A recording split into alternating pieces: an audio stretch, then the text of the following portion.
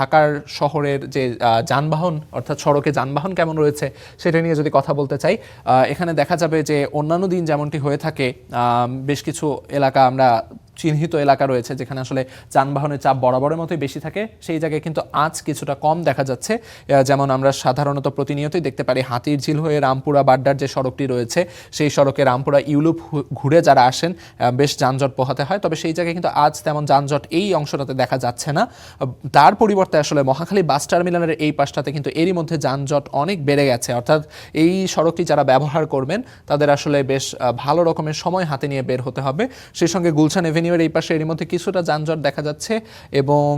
এই পাশে যদি কথা বলি ঢাকা ইউনিভার্সিটির এই পাশটাতে কিংবা শাহবাগ হয়ে কারওয়ান বাজার হয়ে এই রাস্তাটি যারা ব্যবহার করবেন তাদেরও কিছুটা যানজট পোহাতে হবে। কারওয়ান বাজার সার্ক ফোয়ারা পার হয়ে এই ফার্মগেট যাওয়ার রাস্তাটিতে সাধারণত যানবাহনের চাপ খুব একটা থাকে না, তবে এই পর্যায়ে কিন্তু বেশ ভালো রকমের যানবাহনের চাপ দেখা যাচ্ছে এরই মধ্যে এই অংশটাতে, অর্থাৎ এই রাস্তাটি যারা ব্যবহার করবেন আজ ভালোই যানবাহনের চাপ থাকবে এবং যানজট পোহাতে হবে। এর পাশাপাশি ফার্মগেটের এই পাশটাতে তেজগাঁও সড়ক হয়ে এই পাশটাতে কিন্তু বেশ ভালো রকমের যানজট এরই মধ্যে শুরু হয়ে গেছে, অর্থাৎ অফিসগামী যারা যাত্রী রয়েছেন তারা যেমন সড়কে বেরিয়ে পড়েছেন সেই সঙ্গে যানবাহনের চাপও বেড়ে গেছে, তার প্রভাব এখানে দেখা যাচ্ছে। সেই সঙ্গে বিজয় সরণির এই পাশটাতেও যানবাহনের চাপ রয়েছে। বেগম রোকেয়া সরণিতে কিছুটা যানজট আজ কম থাকলেও এ পাশে যারা মিরপুর 10 হয়ে বেগম রোকেয়া সরণি ব্যবহার করে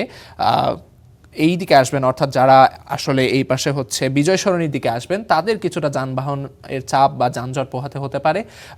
কাজীপাড়া শেওড়াপাড়ার এই পাশটাতে যানবাহনের বেশ ভালো চাপ এর মধ্যে রয়েছে, তবে যারা এই সড়কটি ব্যবহার করবেন তাদের জন্য আসলে সময় বাঁচানোর একটি হাতিয়ার হিসেবে কাজ করবে কিন্তু আসলে মেট্রো রেল, অর্থাৎ যারা এই সড়কটি ব্যবহার করবেন তারা মেট্রো রেল ব্যবহার করে কিন্তু সময় বাঁচাতে পারবেন। এর পাশাপাশি যদি আমরা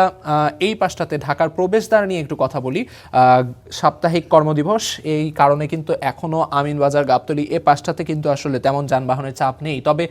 সাপ্তাহিক শেষ কর্মদিবস হওয়াতে কিন্তু বেলা বাড়ার সঙ্গে সঙ্গে অর্থাৎ শেষ ভাগে দিনের শেষ ভাগে কিন্তু অনেকেই থাকেন যারা ঢাকার বাইরে এই সাপ্তাহিক ছুটির দিনগুলো কাটাতে পছন্দ করেন, তারা যখন বেরিয়ে পড়বেন তখন কিন্তু এই সড়কটাতে কিছুটা যানবাহনের চাপ বাড়তে পারে কিংবা যানজট হতে পারে, সেই পূর্বাভাস কিন্তু আসলে থেকেই থাকে।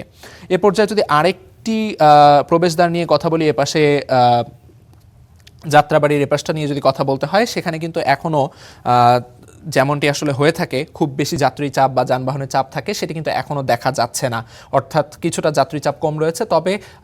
আমিনবাজার কিংবা গাবতলীর চাইতে কিন্তু এখানে এখন বেড়ে গেছে এবং যানজটও কিন্তু বেড়ে গেছে। এ পর্যায়ে যদি মতিঝিল নিয়ে কথা বলতে হয় অফিস পাড়া, সেখানে যেমনটি হয় দিনের এই সময়টাতে বেশ ভালো রকমের যানবাহনের চাপ থাকে, তবে মেট্রো রেল ব্যবহার করে চলাচল করাতে যানবাহনের চাপ কিন্তু কিছুটা কম দেখা যাচ্ছে এখন, অর্থাৎ এই সড়কটিতে এখনও যানবাহনের চাপ তেমন বাড়েনি, তবে দিনের বেলা বাড়ার সঙ্গে সঙ্গে সেখানে হয়তো যানবাহনের চাপ বাড়তে পারে, অর্থাৎ এই সড়কটি যারা ব্যবহার করবেন তাদের কিছুটা সময় হাতে নিয়ে রাস্তায় বের হলে কিছুটা সুবিধা হতে পারে, অর্থাৎ সড়ক হাতে নিয়ে বের হওয়া উচিত। তবে এ পাশে আরেকটি জায়গায় কিন্তু বেশ ভালো রকমের জ্যাম দেখা যাচ্ছে, এপাশে কামাল আতাতুর্ক এভিনিউ এ পাশটা ফাঁকা রয়েছে, অর্থাৎ তেমন জ্যাম নেই। তবে এই ছিল আসলে মোটামুটি এই পাশটাতে। এ পর্যায়ে যদি মিরপুরের এই পাশ নিয়ে তো কথা বললামই, এ পাশে যেমনটি হয় মিরপুর 11-র এই পাশে কিন্তু কিছুটা জ্যাম দেখা যাচ্ছে, অর্থাৎ যারা এই সড়কটি ব্যবহার করে উত্তরার দিকে যাতায়াত করবেন তাদের কিছুটা সড়কে যানজট পোহাতে হতে পারে।